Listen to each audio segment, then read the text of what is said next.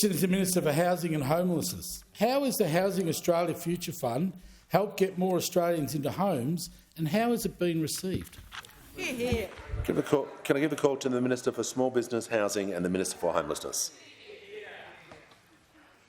Thank you, Mr Speaker, and I want to thank the member for McEwen for his important question, and because he knows that across our country the dream of a secure home becomes so much harder.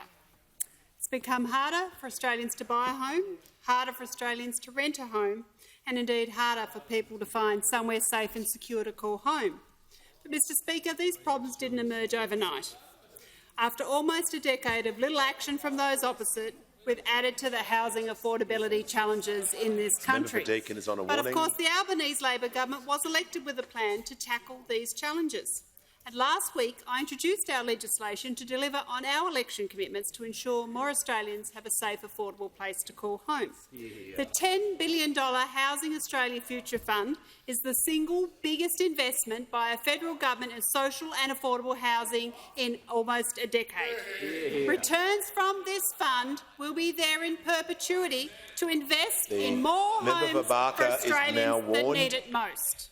A commitment to build 20,000 new social homes and 10,000 affordable homes in the first 5 years of the fund.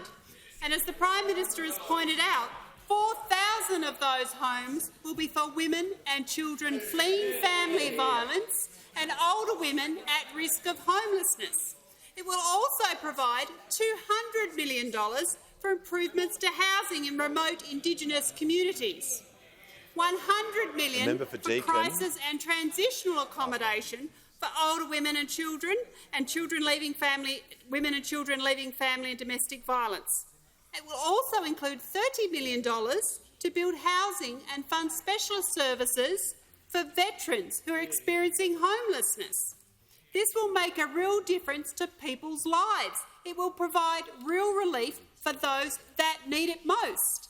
But of course, what have we heard?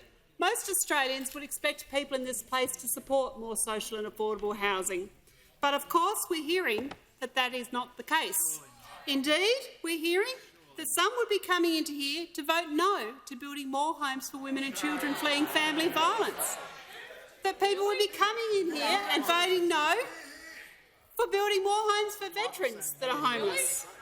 Indeed, they would be coming into this place and voting no for people in need today, right across the country, people in our cities and in our regional towns. Australians are already paying the price for almost a decade of little action from those opposite on housing. These Australians cannot afford for us to waste another day.